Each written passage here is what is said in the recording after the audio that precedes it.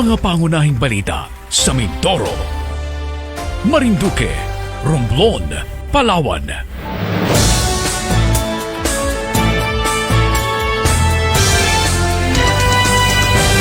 Mimaropa News on the Go.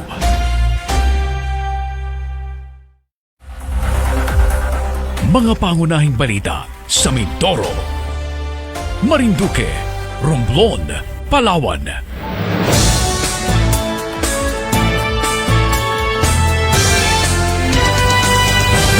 Mimaropa News on the Go.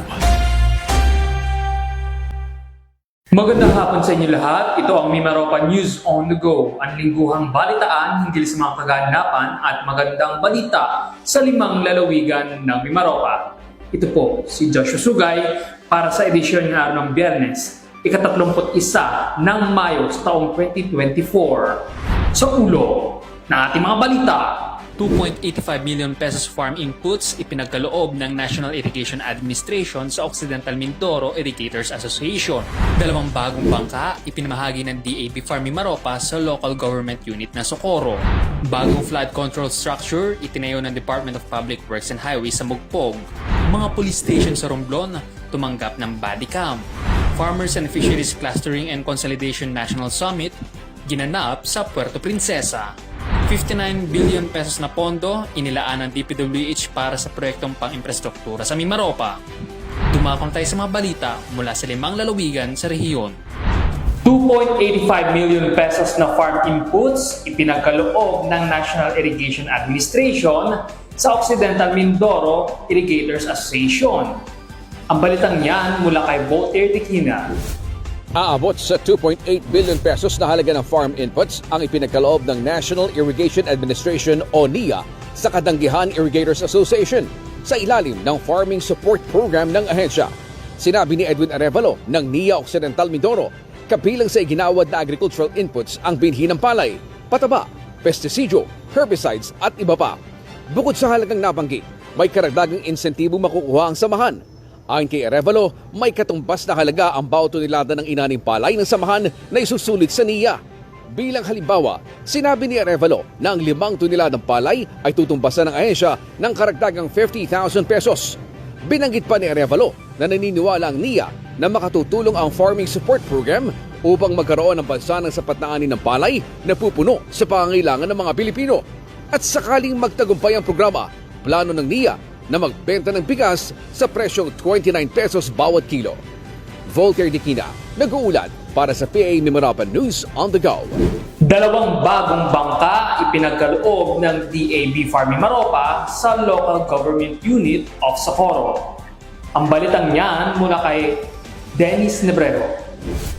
2 bagong bangka ang ipinamahagi ng Department of Agriculture, Bureau of Fisheries and Aquatic Resources o DAB-FAR sa pamamagitan ng Provincial Fisheries Office kamakailan sa pamahalang lokal na Socorro na siyang ipinakaloob sa samahan ng Bantay Lawa na siyang lumalaban sa mga gumagawa ng iligal na pangingisda sa Nauhan Lake. Ang paggawad ay sinagawa sa Barangay Pasi 2 sa bayan ng Socorro kung saan pinangunahan ni BIFAR Regional Director Emmanuel Asis kasama ang mga kinatawan ng lokal na pamahalaan ng Socorro, DENR at State Environment and Natural Resources.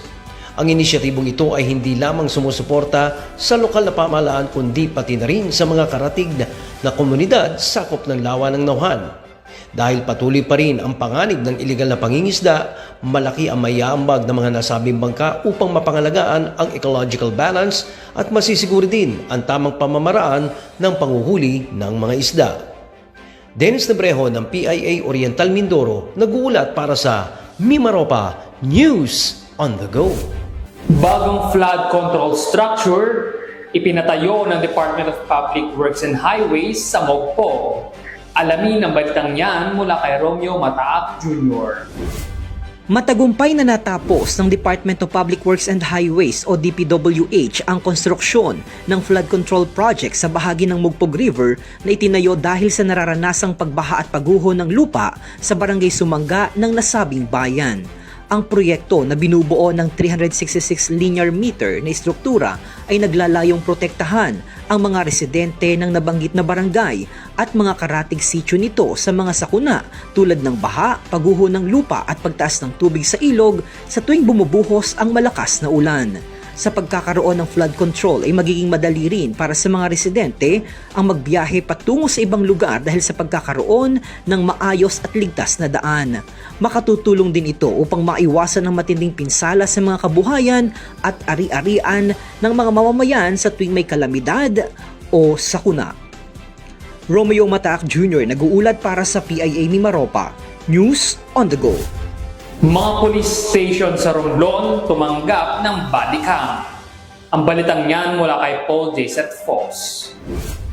Tumanggap ang Romblon Police Provincial Office ng mga body camera na magagamit ng mga municipal police stations sa tablas sa pagdokumento ng kanilang mga operasyon. Ang mga body camera kasama ng iba pang IT equipment ay ipinagkaloob sa kanilang opisina ni Congressman Eliandro Madrona na dumalo rin sa turnover ceremony na ginanap sa headquarters ng Romblon Provincial Mobile Force Company sa Odiongan. Ayon sa PNP, aabot sa 1.9 million pesos ang kabuuang halaga ng mga body camera na ipinagkaloob sa kanila.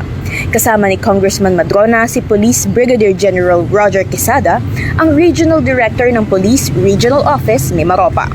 Dumalo rin dito ang mga opisyales ng Romblon Police Provincial Office at mga alkalde mula sa mga bayan sa tablas. Sa ngalan ni Paul Jason Foss, ito po si Dian Francis C. Gorembale, nag-uulat para sa PIA Mimaropa News on the Go. Farmers and Fisheries Clustering and Consolidation National Summit ginanap sa Puerto Princesa. Ang buong detalye mula kay Orlan Habagat. Ang mapalago ang produksyon at kita ng mga magsasaka at mangingisda ang layunin ng Farmers and Fisheries Clustering and Consolidation o F2C2 program ng Department of Agriculture. Kaugnay nito ay sinagawa ngayon sa lungsod ng Puerto Princesa ang F2C2 National Cluster Summit na may temang mula sa kanya-kanya patungo sa sama-sama na dinadaluhan ng umaabot sa 700 mga farmers cooperatives and associations mula sa iba't ibang rehiyon sa bansa. Sa mensahe ni DA Undersecretary and Chief of Staff Attorney Alvin Jan Balagbag sa opening ceremony ng F2C2 Summit, sinabi nito na walang ibang paraan para makapag-produce ng mas maraming agricultural products kung hindi magkakaisa-isa ang mga magsasaka. Sinabi rin nito na kailangan palakasin ang mga kooperatiba upang mapadali ang pagbibigay ng mga interbensyon ng gobyerno. Para sa Mimaropa News on the Go, Orlan Habagat ng PIA Palawan, nag-uulat. 59 na bilyong pisong pondo inilaan ng DPWH Mimaropa sa proyektong pang-infrastruktura sa rehiyon. Panoorin ang balitang ito. Naglaan ang Department of Public Works and Highways ng 59 billion pesos na halaga ng pondo sa pagpapatapos ng nasa 70 proyektong pang-infrastruktura sa rehiyon. Ito ay ayon kay DPWH Mimaropa Regional Director Gerald Pacanan, SESO 3, sa isinagawang kauna-unahang episode ng Kapihan sa Bagong Pilipinas sa rehiyon noong Mayo 28 sa pangunguna ng Presidential Communications Office at ng Philippine Information Agency sa DPWH Mindoro District Engineering Office. Mula sa 700 na proyekto sa rehiyon, nasa 212 ang nakatakdang ipatapos ng DPWH Regional Office na may halagang 36.9 billion pesos. Samantala, aabot naman sa 143 proyekto o may katumbas na halaga na 3.63 billion pesos para sa Oriental Mindoro. 71 proyekto o may katumbas naman na 2.15 billion pesos para sa Occidental Mindoro. 76 na proyekto na may katumbas na 1.64 billion pesos para sa Southern Mindoro. 66 na proyekto naman o may katumbas na 2.5 billion pesos para sa Marinduque. 127 proyekto o 6.9 billion pesos para sa Romblon. At sa Palawan na mayroong 132 proyekto o may katumbas na 2.4 billion pesos. Ang Kapihan sa Bagong Pilipinas ay isang inisyatiba ng PCO na inilunsad sa pamamagitan ng PIA, kung saan sabay-sabay na magkakaroon ng aktibidad sa buong bansa upang may parating at may ibalita sa publiko ang mga programa at proyekto ng pamahalaan. Joshua Sugay, nag-uulat para sa PIA Mimaropa, News on the Go. At dito nagtatapos ang isa na namang edisyon ng Mimaropa News on the Go. Makibalita, makialam at maging mapanuri sa mga kaganapan sa ating rehiyon. Hatid sa inyo ng Philippine Information Agency Mimaropa, ito ang Mimaropa News on the Go. Ako, si Joshua Sugay, hanggang sa susunod na edisyon. Magandang hapon! Mga pangunahing balita sa Mindoro, Marinduque, Romblon, Palawan.